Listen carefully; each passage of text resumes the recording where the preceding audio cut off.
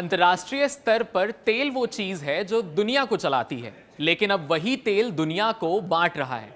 और इस बार नजर है वेनेजुएला पर, वो देश जिसके जमीन के नीचे दुनिया के सबसे बड़े तेल भंडार छिपे हैं।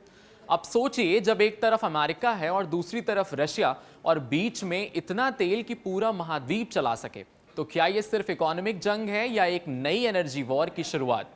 नमस्कार, आपके साथ मैं हूं वात्सल्य सारथी कसौधन और कड़क के इस सेगमेंट में आपका स्वागत है।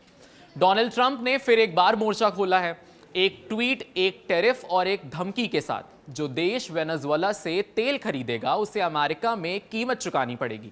लेकिन कहानी यहीं खत्म नहीं होती, क्योंकि रूस पहले ही वेनेजुएला में अपने झंडे गाड़ चुका है। रोजनेफ्ट जैसी रूसी कंपनियां वहां के तेल कुओं से लेकर निर्यात टैंकर तक अपनी मोहर लगा चुकी हैं, और ट्रंप इसको रोकने की हर संभव कोशिश कर रहे हैं, चाहे वो आर्थिक प्रतिबंध हो या कूटनीतिक दबाव।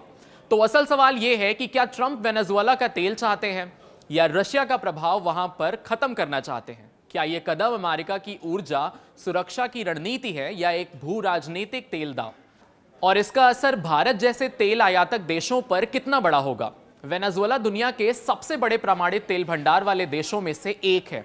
इसी देश पर अमेरिका ने सख्ती दिखाई है, विशेषकर उसी के तेल क्षेत्र में, और वर्तमान में अमेरिका के राष्ट्रपति डोनाल्ड ट्रंप इस पर नए रेस्ट्रिक्शंस और रणनीतियां चला रहे हैं। वहीं दूसरी ओर रोजनेफ्ट जैसे रूस नियंत्रित तेल समूहों ने वेनेजुएला में गहरे पंजे जमा लिए हैं, इकोनॉमिक, तेल निर्यात, डिल्यूएंट और आपूर्ति आदि के जरिए। ट्रंप ने मार्च 2025 में एक कार्यकारी आदेश जारी किया, जिसमें कहा गया कि वेनेजुएला से तेल या गैस खरीदने वाले देश अमेरिका में आयात होने वाले सामान पर 25% का टैरिफ लगाया जाएगा।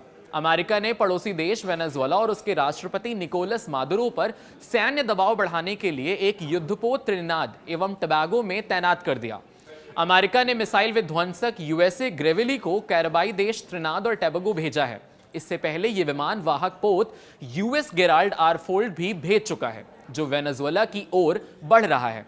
मादुरो ने विमान वाहक पोत के आगे बढ़ने की आलोचना करते हुए इस अपने देश के खिलाफ एक नया युद्ध छेड़ने का अमेरिकी सरकार का प्रयास बताया है। अमेरिका के राष्ट्रपति डोनाल्ड ट्रंप ने बिना सबूत पेश किए मादुरो पर संगठित अपराध गिरोह ट्रेन दे अगुआ का नेता होने का आरोप लगाया है। यह कदम अमेरिका की रणनीति को दर्शाता है कि वेनेजुएला के तेल निर्यात को अमेरिका दुश्मनों को सशक्त करने वाला माना गया है।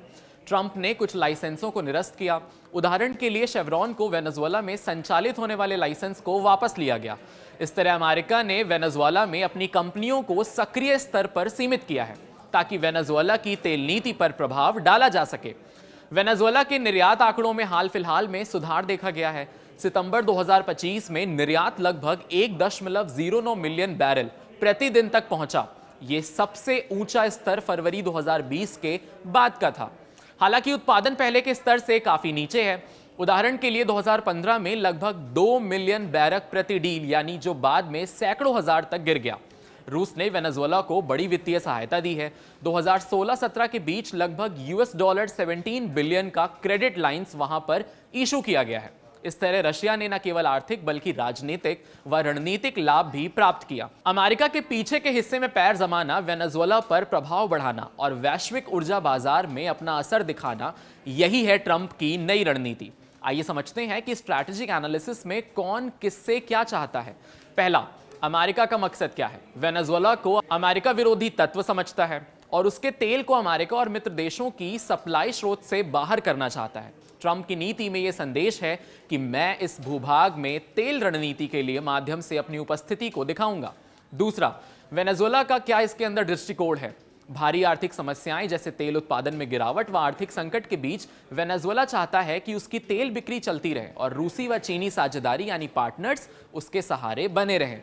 तीसरा, रशिया की रणनीति। रशिया ने इस स्थिति को अवसर में बदला है। एक ओर वेनेजुएला को आर्थिक सहायता व तेल मार्केटिंग की राह दी, दूसरी ओर अमेरिका के प्रति एक विरोधी मंच पर खुद को स्थापित किया है। अब आइए इसके कॉन्सिक्वेंसेस और कॉम्प्लिकेशंस पर नजर डालते हैं।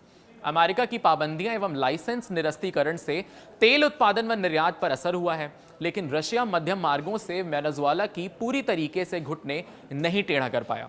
रशिया की भागीदारी से अमेरिका फ्रेंडली देशों के सामने चुनौतियां बढ़ गई हैं, क्योंकि निर्यात मार्गों में छुपापन, मध्यम कंपनियां और ट्रांसमिशन जैसे शिपमेंट की आदि भी शामिल है। इससे वैश्विक तेल बाजार व विश्व परिस्थितियों पर नजर पड़ रहा है। उदाहरण के लिए डिल्यूटेंट्स की आवश्यकता है और भारी क्रूड की कमी भी बताई जा रही है। भारत जैसे बड़े तेल आयातकर्ता के लिए यह विषय काफी इंपॉर्टेंट है। उदाहरण के लिए भारत ने वेनेजुएला व रूस से सस्ते क्रूड की संभावना देखी है। ट्रंप की टैरिफ धमकी जो 25% की है, उसने वैश्विक आपूर्ति श्रेणी को दोबारा से रिव्यू करने पर जोर दे दिया है। यदि कोई देश वेनेजुएला से तेल लेता है तो उसे अमेरिका की भुगतान नीति का सामना करना पड़ सकता है। इसीलिए भारत जैसे देशों के लिए ऊर्जा सुरक्षा केवल कितना लिया का प्रश्न नहीं है, बल्कि किसका और किस शर्त पर लिए का प्रश्न बन गया है। ट्रंप की वेनेजुएला तेल नीति सिर्फ व्यापार मामला नहीं है, ये एक बड़े भूभाग से राजनीतिक खेल का हिस्सा है, जिसमें अमेरिका, रशिया और तेल संपन्न देश वेनेजुएला तीनों अपनी भूमिका निभा रहे हैं। रशिया ने इस खेल में चतुराई दिखाई है, पाबंदियों के बीच अवसर बना दिया है, अपनी पहुंच बढ़ा ली है।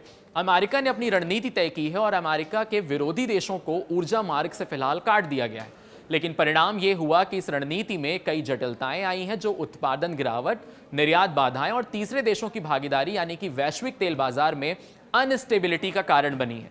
तो आज की कहानी सिर्फ तेल की नहीं थी, ये कहानी थी ताकत, राजनीति और भरोसे के उस खेल की, जहां हर बैरल तेल के पीछे किसी न किसी महाशक्ति का चेहरा छिपा है। ट्रंप की नजर वेनेजुएला के तेल पर है, लेकिन असल में उनकी लड़ाई रशिया के बढ़ते असर से है। अब सवाल ये नहीं कि वेनेजुएला का तेल कौन लेगा, सवाल ये है कि जिस तेल की राजनीति ये लिख रहे हैं, उसमें अब कच्चा तेल भू राजनीति की गर्मी को कैसे पकड़ता है और उसके धुएं से पूरी दुनिया का बाजार कितना धुंधला हो जाता है। याद रखिए, आज दुनिया में हथियारों से ज्यादा ताकत उस देश के पास है जिसके पास ऊर्जा की नब्ज है, और वेनेजुएला वही नब्ज है जिसे पकड़ने की दौड़ अब खुलेआम शुरू हो चुकी है। अब देखना यह होगा कि ये लड़ाई आगे कहां तक जाती है। जाते जाते आप हमारे कड़क कैंपेन सांस लूं या जी लूं का हिस्सा बने। कमेंट में लिखें #right2breathe और बताएं कैसे बनेगा पॉल्यूशन फ्री इंडिया। अपने आइडियाज को कमेंट सेक्शन में जरूर शेयर करें। जानते हैं, जब जब मैं शोर भरी दुनिया को देखती हूँ ना, तो खबरें, बहस, तर्क वितर्क सब कुछ सुनाई देता है, पर लगता है जैसे असल बात कहीं गुम सी हो गई हो। वो बात जो सीधी आपके और मेरे दिल से और हमारे जीवन से जुड़ी है, जो जरूरी तो है पर अधूरी सी रह गई है। वही बात अब मुझे आपसे करनी है, अनकही, सहज और सरल।